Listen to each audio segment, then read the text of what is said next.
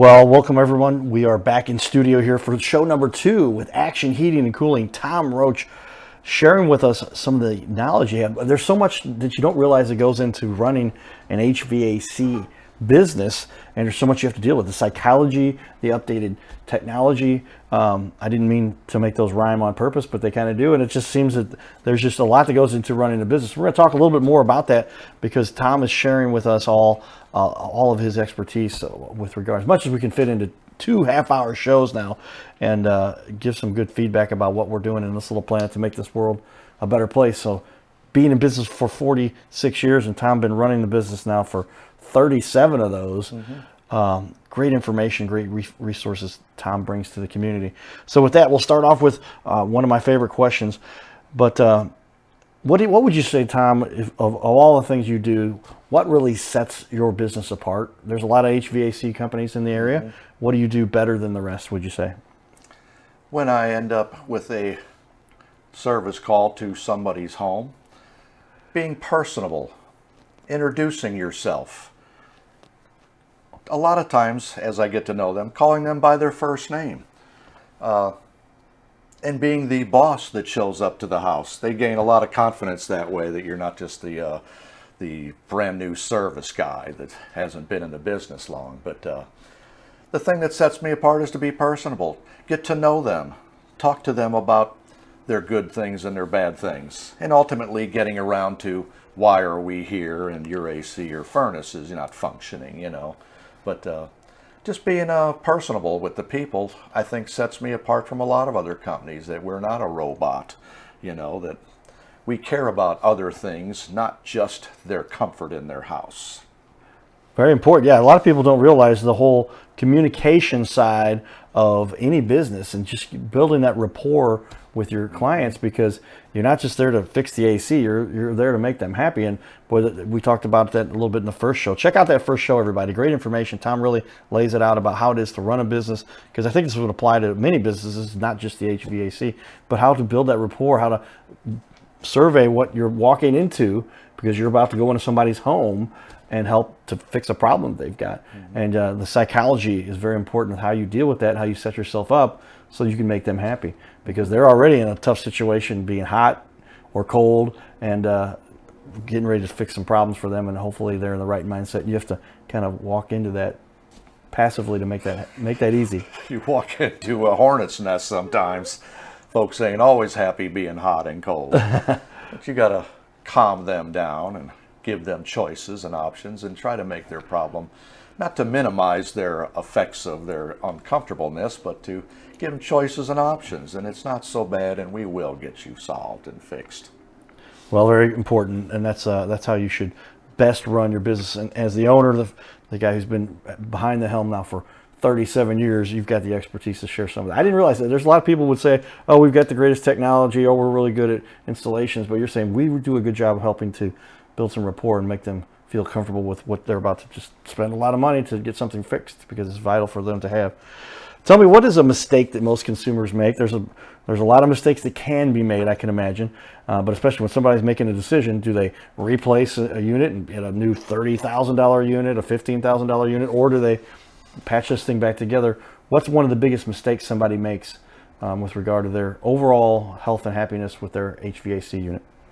I think the biggest mistakes that consumers make with their comfort in their home is not to address the common simple things, the things that they can change on their own before they call up a heating, cooling company, plumbing company, electrical company.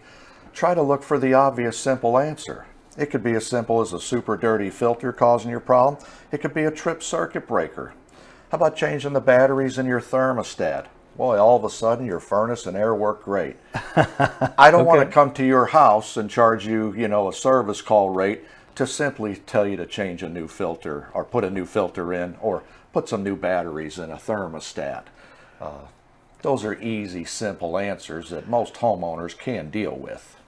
Well, that's critical. I mean, a lot of people do not understand there's some basics with regard to maintenance. I mean, as simple as the batteries for their little unit where they've got the display, right? There's two, their thermostat, that's right. Two little AA batteries or AAA batteries. Yes, they're AA typically. I've got those, but yeah, and it says low battery on there, and But you ignore it. But they ignore it, right? And then for how long do they go? And they're saying now the screen's blank and I can't get anything. And now does it turn off the AC when the batteries go bad, or how It does it? certainly can turn off a lot of heating and cooling products if the batteries go bad or they're leaking acid out of the bottom of the thermostat or something. Right. But it's the simple things, you know.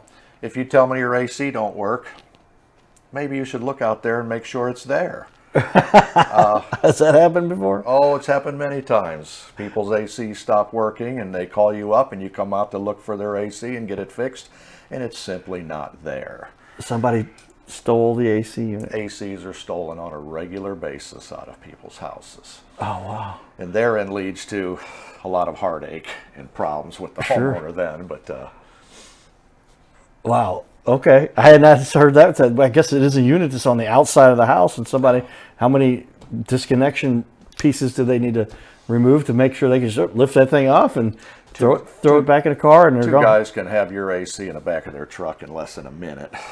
Wow. Don't confront them, let them have it.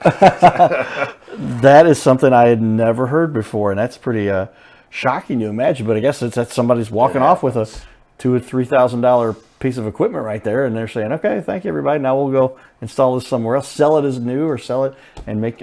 Wow, that is amazing. I had not heard that one before either. They don't sell it as new, they scrap it. They scrap it, okay, but they're making some money off of it for Yeah. sure. Okay, so these are a lot of the important mistakes that people need to be wary of. Keep a good survey of your equipment. Change the filters, change the batteries, and also check the unit that it's still attached to the house. That's pretty They incredible. often go missing. That is wild.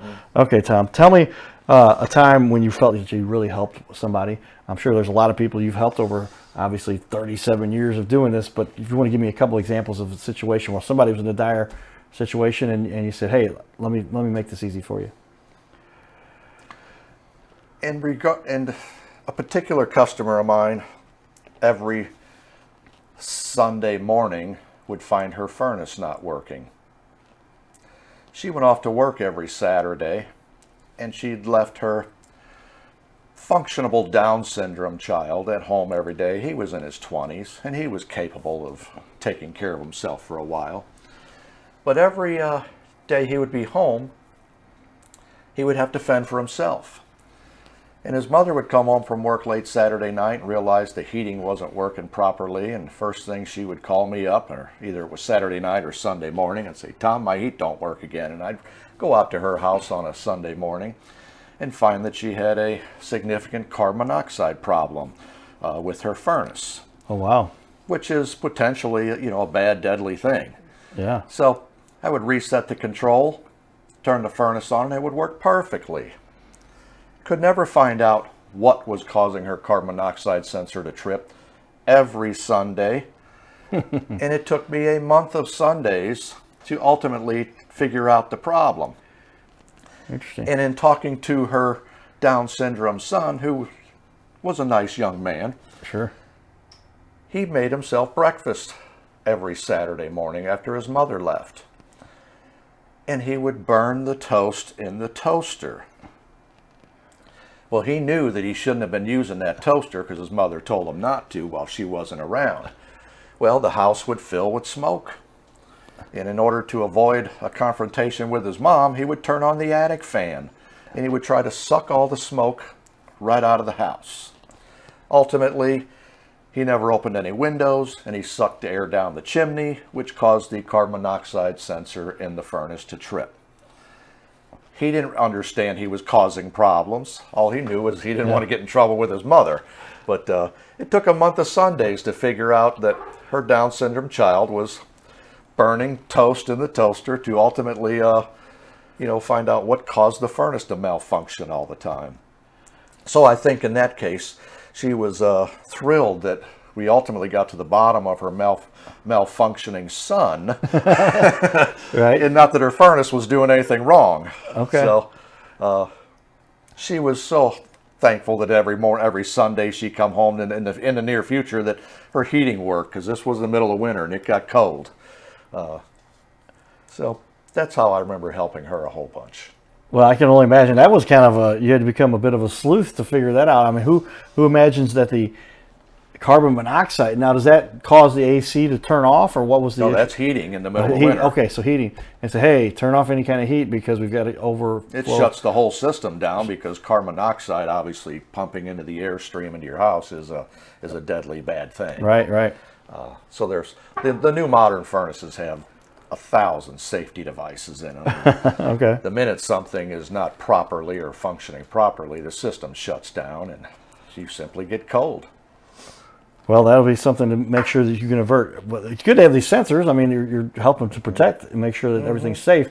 But gosh, if you're going to deal with those kinds of issues, and just simply he turned on the ceiling fan, attic fan, or ceiling? attic fan. Attic fan. It would suck and that The caused smoke out of the house. Yeah, got but it the also suck carbon monoxide down the chimney Interesting. and force the furnace to shut down. Okay. Well, there's all kinds of ways you can cause little problems around the house, especially if somebody who has special needs that they leaving him there for a little bit to kind of fend for himself. And he was doing this on a regular basis. It took you 4 Sundays to figure that It out. took me a while to come up with the real answer because the last thing I want to do is go to your house and not give you the proper answer. Sure. As to why it doesn't heat or cool. Well, that's that's an interesting, in the world of HVAC, something to take care of, something to deal with, and you figured it out. That's pretty cool. Tell me the process. So somebody says, hey, Tom, you're my man. I want to get my AC unit either repaired or replaced by you. What's the process someone goes through to get that accomplished?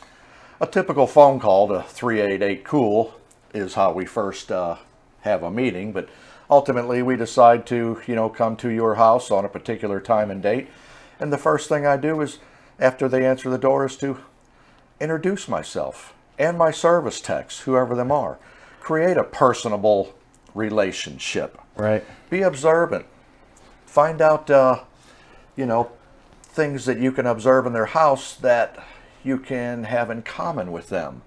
And being able to relate to your customer in something that you have in common with them goes a long way as far as how we start to assess the problems they're having in their home.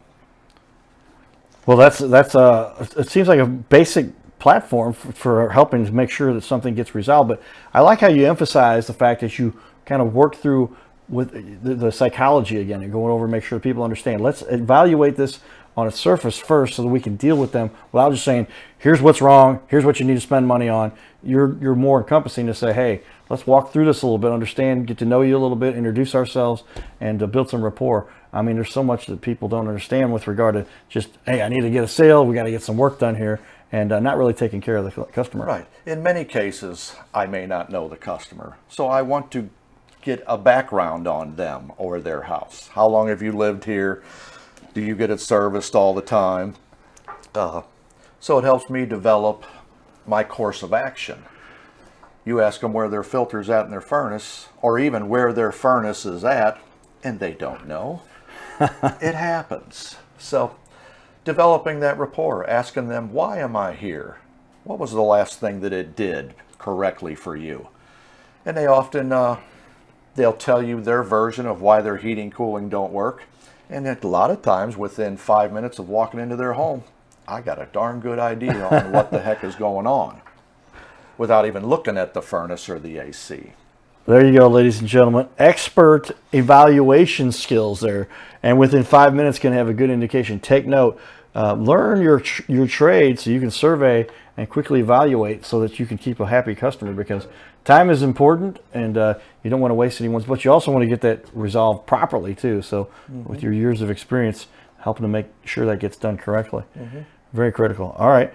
We're learning a wealth of knowledge here, everybody. Appreciate having Tom on here to share some of his introspect and his history, because somebody's been a successful business person now for the company was 47 years, 37 years with him at the helm.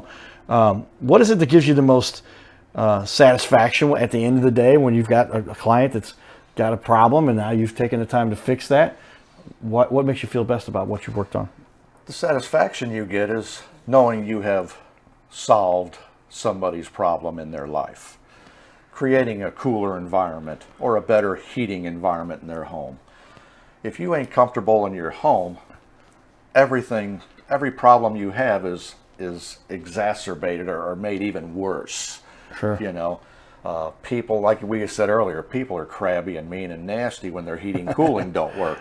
Right. But as you solve that problem from them, they feel a sense of relief, and that's the satisfaction that I get, to know that now they're happy that they have heating and cooling and they can worry about something else that's going on in their life and be able to address it in a lot better fashion because they are cooler or hotter, as the case might be. Very important. So again, we're giving a lot of good insight as to how to be successful, how to run a business, and what you need to do for, especially for a successful HVAC company. With that, we put on our Cardinal Cowboy hat because we're getting into what we do to help the community. Tom is a Cardinal fan, as we talked a little bit about that. Tell me, what's a major objection somebody has? You walk in the door, you start to talk to them, and they're going, "Oh, wait a minute." What's the objection you hear most from your clients? The objection that I hear most from my clients, we have to stop that. We got some notes here. That's all right. Yeah, Tom, we gave Tom a little homework, and he looked it up. We write down our questions and say, "Hey, Tom, tell me a little bit." The biggest objection that most people has is they don't understand how much things cost. Okay. And they often believe that the repair of their furnace or air, or even buying of a new furnace and air, is so astronomical that they can't afford it. Okay. I try to reassure them that we'll work with you. We'll come up with choices and options and a plan either to fix it or replace it. If financing is necessary, so be it. But there's always, it could be a very simple answer to your problem. I think a lot of times they overestimate or overemphasize that, oh my God, my AC don't work, it's going to cost me a fortune. It might be as simple as replacing the thermostat for $100 or something. So reassuring them that in most cases, it doesn't cost a fortune to get your AC or furnace fixed. Well, critical. A lot of people do expect, I can imagine they're going, "Oh gosh, we're going to have to do it. We're going to get that service call, and then they're going to come and tell me my HVAC." I'll tell you a personal experience. I won't say who this happened with, obviously, but I had somebody come in, and I have a good friend who does HVAC work, and he was not available. I said, "This is probably a simple one," but they came in to replace the A coil, right? Mm-hmm. That the air flows across.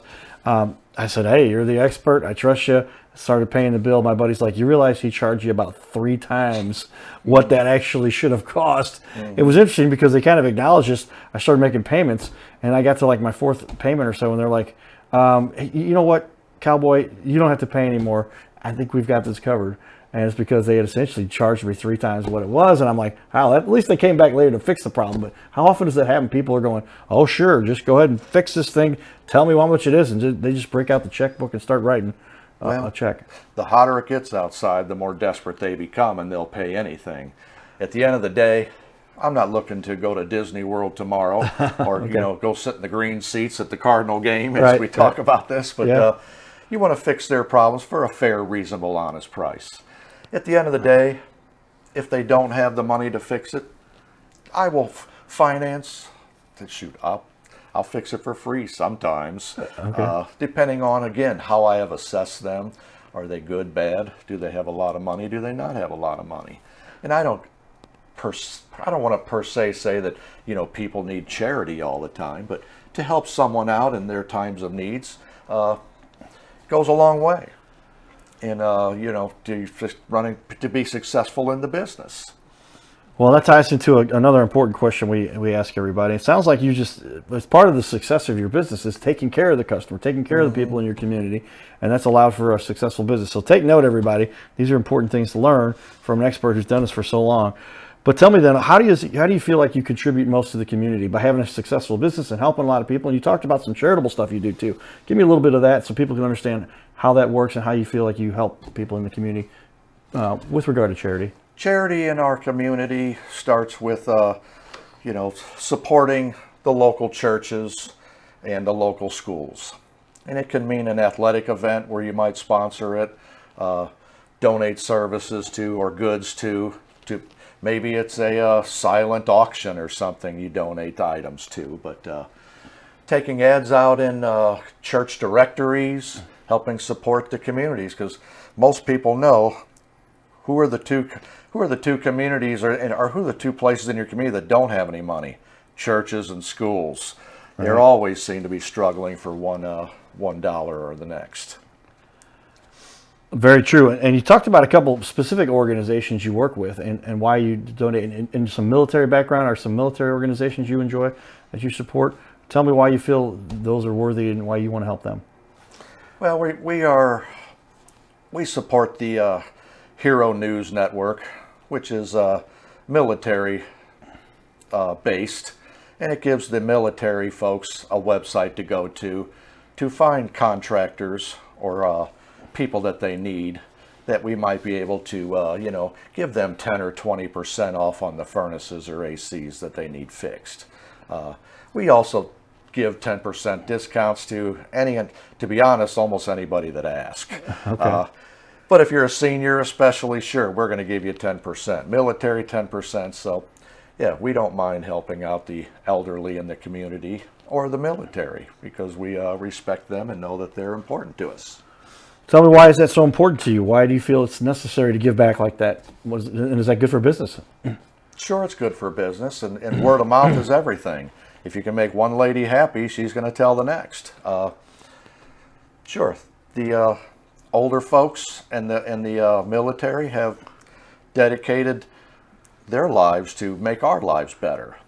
We're always riding on the backs of someone else's, that came before us. So you need to give back to your community so that your business can continue to prosper.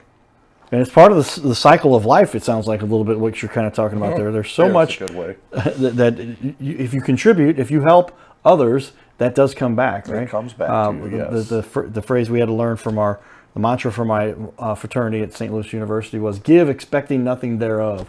And if you're helping to contribute, you're helping other people, that stuff comes back. It's almost like I was starting to talk about this. They're talking about the scientific study of the universe. And essentially there's a system in place. I was like, I've been talking about this for a long time. There's a system. And if you go against the system, life can be very difficult. If you're taking advantage, you're not doing a good job, you're not helping people. But if you help people, you contribute, you go out of your way to make a difference, then life becomes easier for you. And It comes back on Is that you. kind of the strategy you have there? Yes, of course. Yeah.